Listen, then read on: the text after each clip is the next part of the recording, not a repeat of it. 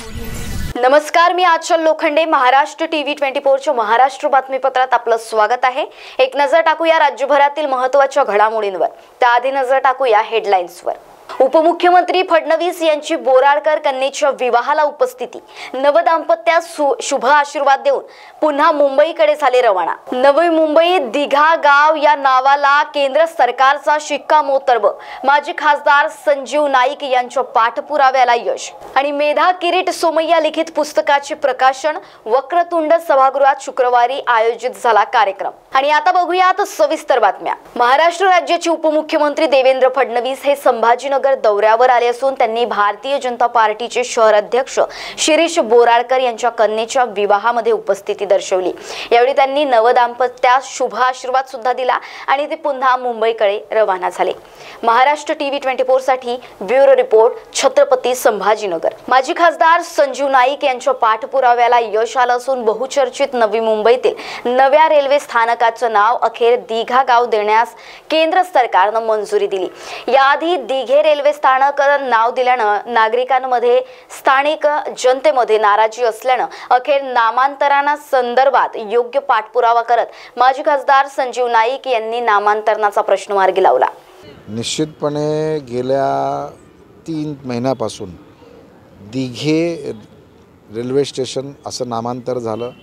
तिथल्या स्थानिक लोकांनी त्या विषयाला विरोध केला आणि दिघा हा नामकरण करावं आणि दिघा नामकरणाच्या अनुषंगानं अंतिम मंजुरी माननीय मुख्यमंत्री, माननीय उपमुख्यमंत्री देवेंद्र फडणवीस साहेब या सर्वांच्या सहकार्यानं आणि प्रामुख्यानं माननीय रावसाहेब दानवे साहेब रेल्वे मंत्री राज्य यांनी पुढाकार घेतला आणि त्याच्यामुळे झालं काय की अंतिमतः केंद्राकडून सुद्धा मंजुरी मिळाली. परंतु झालं की दिघा नावाचं अन्य स्टेशन्स वेगळ्या राज्यांमध्ये असल्यामुळे पुन्हा ते पेचत आलं आणि पुन्हा मग चक्र फिरवायला लागली आणि अंतिमतः दिघा गाव याचं नोटिफिकेशन परवाच्या दिवशी निघालं.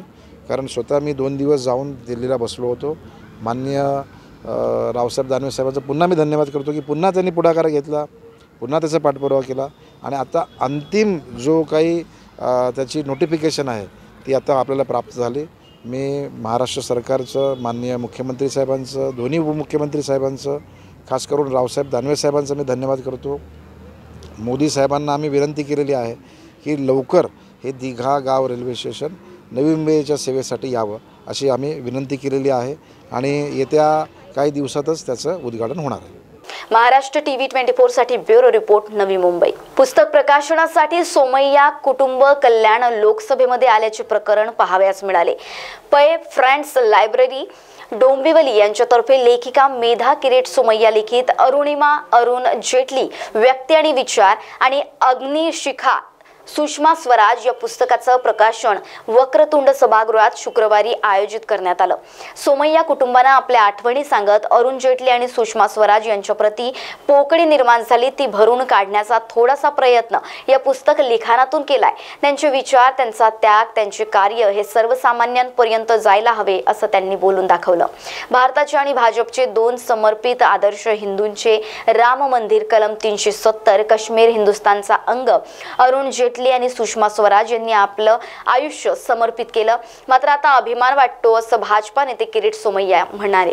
भारतातले म्हणा, भाजपचे म्हणा, 2 समर्पित आदर्श व्यक्तिमत्व राष्ट्रसेवा म्हणजे काय हे पुढच्या पिढीला सांगायचं असेल तर ही 2 पुस्तकं म्हणजे अरुण जेटली आणि सुषमा स्वराज एक उत्कृष्ट डॉक्युमेंटेशन आहेत. त्यांची जीवनकथा हे देशासाठी आज हिंदुत्व, राम मंदिर पुढच्या 22 तारखेला रामाचे जन्मभूमी, पुन्हा रामाची स्थापना किंवा 370 काश्मीर आता हिंदुस्थानचा अविभाज्य अंग हे अरुण जेटली आणि सुषमा स्वराज यांच्या दोन्ही व्यक्तींनी जे आपलं आयुष्य समर्पित केलं, एका अर्थाने त्यांच्यासाठीची ही स्मरणांजली आहे. राजकारण असो, पुस्तक असो, राष्ट्रीय स्वयंसेवक संघ या दोघांचा पुस्तकासंबंधी म्हणायचं तर ती जी विचारधारा आणि विचार आणि आचार ते लोकांच्या समोर ठेवण्यासाठी मेधांनी जी धडपड केली, गेली 2 वर्ष अनेक वेळा अनेक ठिकाणचे वेगवेगळे प्रवास, विभिन्न व्यक्ती, या दोघांचं व्यक्तिमत्वाला वेगवेगळं पैलू आणि त्याचं सुंदर निरूपण संकलन मेधांनी केलं आहे. थोडा काही वेळाला मला चहा करून द्यावा लागला, परंतु जे निष्पन्न होऊन समोर आलं आहे त्याबद्दल अभिमान वाटतो मेधा किरीटचा. हे पुस्तकाचं प्रकाशन हे माझ्या दृष्टिकोनातून फार सौभाग्याची गोष्ट आहे, कारण की सुषमा स्वराज आणि अरुण जेटली हे ज्याप्रमाणे आमचे स्नेही होते त्याचप्रमाणे आमचे आदर्श पण होते. त्यांच्याकडे बघूनच आम्ही आमचं जीवन कसं जगायचं ह्याचा वस्तुपाठ शिकत होतो. त्यामुळे या दोघांच्या निधनाने जी पोकळी निर्माण झाली होती ती पोकळी भरून काढण्याचा थोडासा का होईना प्रयत्न मी या पुस्तक लिखाणामधून केलेला आहे. मला माहिती आहे की मी खूप छान पुस्तकं लिहिलं असेल किंवा खूप त्याच्यामध्ये सगळीच माहिती भरभरून पुस्तक लिहिलं असेल असं कदाचित नसेलही. अनेक त्रुटी त्याच्यामध्ये राहिलेल्याही असतील, परंतु काही ना काही प्रमाणामध्ये त्यांचं व्यक्तिमत्व, त्यांचे विचार, त्यांनी केलेले कष्ट, त्यांनी केलेले त्याग आणि त्यांनी केलेले कार्य हे सर्वसामान्य लोकांपर्यंत जायला पाहिजे. कारण आज आदर्श व्यक्तिमत्वांची खूप कमी आहे असं म्हटलं जातं, परंतु ते तसं नसून आपल्याला आदर्श व्यक्तिमत्व शोधावी लागतात आणि तयारही करावी लागतात. आणि म्हणून सुषमाजी आणि अरुणजी हे दोन, मला असं वाटतं की भारत मातेच्या 2 डोळ्यांप्रमाणे आहेत. तो अनमोल रतन आहे आणि त्यांचं प्रकाशन अटलजींच्या जयंतीच्या पूर्वसंध्येला आणि राम मंदिराच्या अलीकडे झालं हा एक शुभ योग मानते असं मला वाटतं. सगळ्यांनी जे मला प्रेम दिलं भरभरून त्याच्याबद्दल खूप खूप आभार. हो, मला एक मुळामध्ये मी संशोधक आहे, म्हणजे माझं व्यक्तिमत्व प्राध्यापक आणि संशोधक असं असल्यामुळे कोणतीही गोष्ट ज्याला आधार नाही अशी मी कधीच लिहित नाही. आणि ती शक्यतो कुठल्या आधारावरती मी लिहिते आहे त्याची संपूर्ण नोंद माझ्याकडे मी ठेवण्याचा प्रयत्न करते. त्यामुळे हे सगळं लिहिताना वाचताना अनेक म्हणजे हजारो पानं मला संदर्भासाठी वापरावी लागली आणि मी ती वापरली, वाचली, त्याच्यामधला अर्थ समजला. त्याच्यामध्ये एवढंच नाही तर माणसांच्या मुलाखती घेतल्या, अनेक माणसांच्या मुलाखती घेतल्या. लहानपणापासून सुषमाजींच्या आणि अरुणजींच्या लहानपणापासून त्यांच्याबरोबर असलेल्या माणसांच्या, शेवटच्या क्षणी त्यांच्याबरोबर असलेल्या माणसांच्या सर्वांच्या मुलाखती घेतल्या. त्यांनी जे लिखाण केलेलं आहे ते वाचलं, त्यांनी जी भाषणं केली होती ती ऐकली, त्याचा परत एकदा लिहून काढलं. आणि म्हणूनच सुषमाजींच्या भाषणांमध्ये असलेला जो एक थ्रस्ट असतो तो लोकांना मिळावा म्हणून आपण त्याचा QR कोड पण टाकला आहे. त्या QR कोडवर तुम्ही हे टाकलं की तुम्हाला त्या बोलताना आढळतील आणि त्यांचा तो आवाज ऐकून मला आजही धन्य वाटतं. त्याच्यामुळे मी काहीच कष्ट घेतले नाहीत असं मला वाटतं. जे कष्ट होते, जे काही परिश्रम होते ते त्यांनी मोठं बनण्यात घेतले होते, देशाला मोठं करण्यामध्ये घेतले होते आणि आपल्यासारख्या माणसांच्या समोर एक आदर्श तयार होणारा असा हा एक गुणी प्रयत्न होता असं मला वाटतं. महाराष्ट्र TV 24 साठी ब्युरो रिपोर्ट कल्याण. आणि बातमीपत्रात वेळ झाली एका छोट्याशा विश्रांतीची.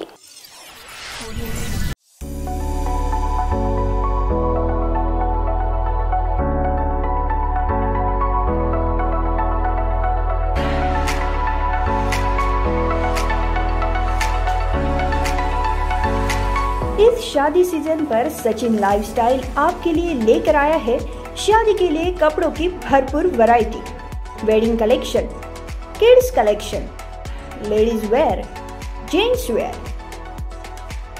नई वैरायटी पर पाए 15% तक का डिस्काउंट। तो हो जाइए तैयार इस शादी सीजन के लिए सचिन लाइफस्टाइल के साथ। और अब हमारी शाखा उपलब्ध है सचिन एंटरप्राइजेस रामेश्वरी नागपुर।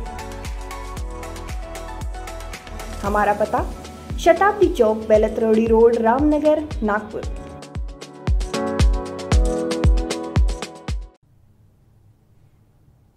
ये देखो कितना सॉफ्ट है और साइंटिफिकली डिजाइन्ड भी है डीप स्लीप के लिए। लेकिन इसका प्राइस तो देखो, लगता है हमारे बजट में तो कोई लोकल वाला ही मिलेगा। स्ट्रेस फ्री का नाम सुना है?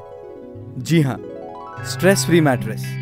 अफोर्डेबल प्राइस और टॉप क्वालिटी में बनाया गया एक ऐसा मैट्रेस जो आपकी हर जरूरतों को पूरा करेगा। इसकी सुपर सॉफ्ट फोम्स और मर्क्यूरी क्वालिटी आपके स्पाइन और जॉइंट्स को नेचुरल शेप में रखते हैं, साथ ही आपके बैक और शोल्डर्स को भी सपोर्ट करते हैं। दिन भर की थकान के बाद ये मैट्रेस आपको देती है एक चैन की नींद का एहसास और हर रोज आपको नए चैलेंजेस से लड़ने के लिए तैयार करती हैं। साइंटिफिकली बैक्ड, प्रीमियम क्वालिटी और सबसे इंपॉर्टेंट, किफायती दाम में एक रिलायबल मैट्रेस, स्ट्रेस फ्री।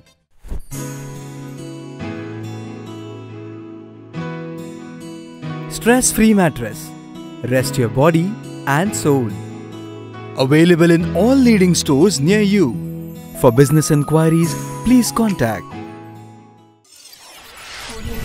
विश्रांतीनंतर पुन्हा आपलं स्वागत। बघूया पुढील घडामोडी। प्रल्हाद जोशी पार्लमेंट मिनिस्टर आहेत, तसेच भाजपा सत्तेत असताना ते विरोधी पक्षात होते आणि त्यांनी विरोधकांचं काम करत आले असं संजय राऊत यांनी बोलले।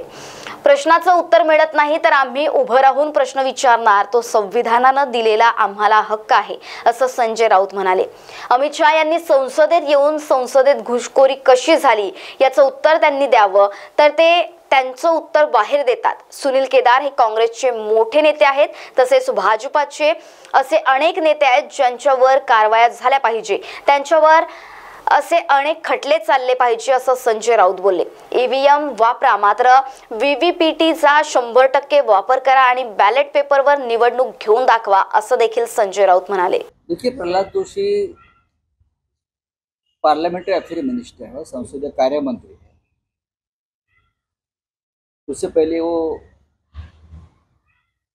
जब बीजेपी सत्ता में नहीं थी तब वो अपोजिशन में रहे हैं, और सदन का काम किस तरह से चलता है अपोजिशन का, खास करके इस बारे में उनको जानकारी होनी चाहिए। और मुझे लगता है जानकारी होगी, इसलिए उनको संसदीय कार्य मंत्री बनाया होगा। अपोजिशन का काम है सरकार को सवाल पूछे। डेमोक्रेसी है, पार्लियामेंट्री डेमोक्रेसी है।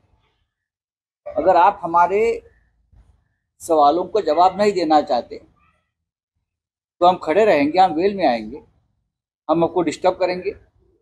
ये हमें डेमोक्रेसी ने दिया हुआ राइट है।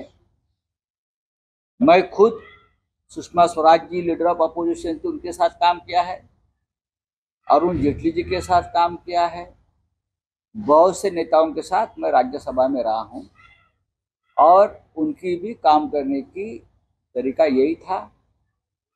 तो ये कौन सी डेमोक्रेसी की डेफिनेशन लेकर, पार्लियामेंट्री डेमोक्रेसी की डेफिनेशन लेकर प्रल्हाद जोशी आ रहे हैं, मुझे मालूम नहीं। अगर आपने ये हमारे सांसदों ने, हमारे जो साथी है कांग्रेस के, उसने अगर पूछा होगा कि अमित शाह सदन में आओ और जवाब दो कि पार्लियामेंट में इस प्रकार से लोग कैसे घुस गए, ये देश के सिक्योरिटी का मामला है, सुरक्षा का मामला है, उसमें गलत क्या है? गृह मंत्री जी को आना चाहिए था। गृह मंत्री इस बारे में बाहर बयान देते हैं और सदन में आकर बात नहीं करते, ये कौन सी डेमोक्रेसी है? प्रल्हाद जी को ये बात समझनी चाहिए। हाँ, ईवीएम है ना, ईवीएम है तो सब कुछ मुमकिन है, बहुत कॉन्फिडेंस है ईवीएम के ऊपर, लेकिन हमारा नहीं है। हमने ये कहा है इंडिया मीटिंग में दिल्ली में, ठीक है, जरूर आप ईवीएम से वोटिंग कर लीजिए, लेकिन वीवीपैट जो होता है, जो स्लिप आती है, वो हमारे हाथ में आनी चाहिए और हम वो डालेंगे बॉक्स में। 100% वीवीपैट काउंटिंग करिए, यह हमारी मांग है। 100% बैलेट पेपर की बात तो आप मानेंगे नहीं, तो आप हार जाएंगे। पूरे विश्व में ईवीएम नहीं है। आप महाशक्ति हो ना, अब अपने आप को महाशक्ति मानते हो ना, तो जो देश अपने आप को महाशक्ति मानते हैं, जिसमें चाइना हो, अमेरिका हो, रशिया हो, वहाँ इलेक्ट्रॉनिक वोटिंग मशीन नहीं है, ये मैं प्रधानमंत्री जी को बताना चाहता हूँ। आप अगर अपने आप को उस लेवल पे मानते हो तो उस 3 बड़े देशों की तरह यहाँ भी बैलेट पेपर पर चुनाव लेकर 300 नहीं 500 पार लेके जाइए, हमारा चैलेंज है। महाराष्ट्र टीव्ही 24 साठी ब्युरो रिपोर्ट मुंबई। मनोज जरांगे पाटील यांची बीडमध्ये निर्णायक इशारा सभा आयोजित करण्यात आली। बीड शहरातील डॉक्टर बाबासाहेब आंबेडकर चौकातून रॅली काढून शहरातील प्रमुख मार्गावरून सभे ठिकाणच्या पाटील मैदानावर जरांगे पाटील पोहोचले अशी माहिती प्राप्त झाली। दरम्यान या सभेच्या अनुषंगाने संपूर्ण बीड शहर भगवेमय करण्यात आलं। तसंच मोठमोठे होर्डिंग्स जरांगे पाटील यांच्या स्वागतासाठी लावण्यात आले। जरांगे पाटील यांनी 24 डिसेंबरचा अल्टिमेटम राज्य सरकारला दिलाय। ज्यांनी आजच्या सभेतून जरांगे पाटील यांचा नेमका राज्य सरकारला निर्णायक काय इशारा देतील हे पाहणं देखील महत्त्वाचं असणार आहे। महाराष्ट्र टीव्ही 24 साठी ब्युरो रिपोर्ट बीड। कल्याण डोंबिवली महानगरपालिकेतर्फे दोन्ही शहरात स्वच्छता अभियान राबविले जात आहे। आपला परिसर स्वच्छ ठेवण्याचे आवाहन देखील पालिकेकडून वेळोवेळी करण्यात आले। मात्र पालिकेच्या डोंबिवली विभागीय कार्यालयातच कचऱ्याचा खच पडून डोंगर तयार झाला, ज्यानं डोंबिवली विभागीय कार्यालयाच्या परिसरात या कचऱ्यामुळे डासांचा प्रादुर्भाव देखील वाढतोय। असं फेरीवाले शहरात विद्रूप करणारे बॅनर, अडथळा करणारे वस्तू उचलून डोंबिवलीतील पालिका विभागीय कार्यालयात आणून ठेवले जात आहेत। यामुळे दुर्गंधी देखील पसरत आहे। यामुळे नागरिकांच्या आरोग्याचा प्रश्न निर्माण झालाय। याकडे महापालिका आयुक्त आणि संबंधित अधिकारी लक्ष देणार का हे पाहावं लागणार। याबाबत घनकचरा उपायुक्त अतुल पाटील यांच्याशी संबंधित अधिकाऱ्यांकडून माहिती घेऊन कचरा उचलला जाणार असल्याचं त्यांनी सांगितलं। पहिल्यांदा मी तिथले आमचे जे झोनल DMC आहेत त्यांच्याशी चर्चा करतो। या बाबतीत कुठलं साहित्य आहे ते पाहणी केली जाईल आणि त्याप्रमाणे ते साहित्य संपूर्ण निर्गत केलं जाईल आणि त्या भागातली जी काही स्वच्छता आहे ती स्वच्छता करण्याच्या संदर्भात मी मुख्य स्वच्छता अधिकारी आहेत त्यांना सूचना देतो। तर सर्व जे साहित्य आहे ते साहित्य तिथून काढलं जाईल आणि जे काही फेरीवाल्यांच्याकडून किंवा काही माल जप्त केला असेल तर तो माल जप्त केलेला माल जर भाजी वगैरे असेल तर तो आपल्या घंटागाडीमधून आपण आपल्या प्लांटवर प्रोसेसिंगसाठी त्याला नेलं जाईल आणि त्याचबरोबर इतर जे साहित्य असेल, काही बोर्ड असतील, डिजिटल बॅनर असतील, तर त्याबाबत योग्य ती कारवाई करण्याबाबत संबंधित आमचे झोनल DMC आहेत त्यांनाही आमच्याकडून सांगितलं जाईल। त्याचबरोबर स्वच्छता अधिकारी आणि वॉर्ड ऑफिसर आहेत त्यांनाही याबाबत सूचना दिल्या जातील। महाराष्ट्र टीव्ही 24 साठी ब्युरो रिपोर्ट कल्याण। आणि यासह बातमीपत्रात वेळ झाली इथेच थांबण्याची। तुम्ही कुठेही जाऊ नका, बघत रहा महाराष्ट्र टीव्ही 24। नमस्कार। इस खबर के प्रायोजक है शिवशंकर आयुर्वेदिक क्लिनिक। अनुभवी डॉक्टर्स से सज्ज, सभी प्रकार के आयुर्वेदिक दवाइयाँ मिलने का एकमात्र स्थान। इनका पता Shivshankar Ayurvedic clinic, doctor Mangala Ketkar hospital के सामने, महाजन मार्केट के पास, टेम्पल बाजार रोड, सीताबर्डी, नागपुर। आपकी जिंदगी की ऊंची उड़ान अब Udaan land developers and builders के साथ, क्योंकि उड़ान लैंड डेवलपर्स एंड बिल्डर्स आपके लिए लेके आए हैं मौजा साली गोदनी में NATP लेआउट। गढ़चिरौली और गोंदिया समृद्धि हाईवे से महज 500 मीटर की दूरी पर, Banjari medical engineering college layout से 500 मीटर की दूरी पर, साथ ही नागपुर हुड़केश्वर से चंद्रपुर ताड़ोबा हाईवे रोड पर। Project by Anand homes. Udaan land developers and builders, सही राह उड़ान की। तो आज ही आइए और अपने सपनों के प्लॉट कम से कम दाम में पाए, वो भी बैंक लोन के साथ। हमारा पता प्लॉट नंबर 16 शिवांगी नगर हुड़केश्वर रोड नागपुर। संपर्क करें 9860298056 और 8055396190। आँखों की संपूर्ण देखभाल के लिए मध्य भारत का जाना माना नाम माधव नेत्रालय। यहाँ आँखों की पूरी तरीके की जांच के साथ सभी प्रकार के ऑपरेशन किए जाते हैं। मोतिया बिंदु, काज बिंदु, रेटिना, साथ ही कॉर्निया के उपचार भी होते हैं। तिरछेपन और युवाओं में चश्मा हटाने का ऑपरेशन भी आधुनिक लेजर तरीके से होता है। आँखों की सभी समस्याओं व अधिक जानकारी के लिए संपर्क करें माधव नेत्रालय, साई मंदिर के पास, Gajanan Nagar T point, Ajni, Nagpur. Dial करें 6785200 या Madhav Netralaya premium centre, Vasudev Nagar metro station के पास, Hingna T point, Nagpur. Dial करें 35023000।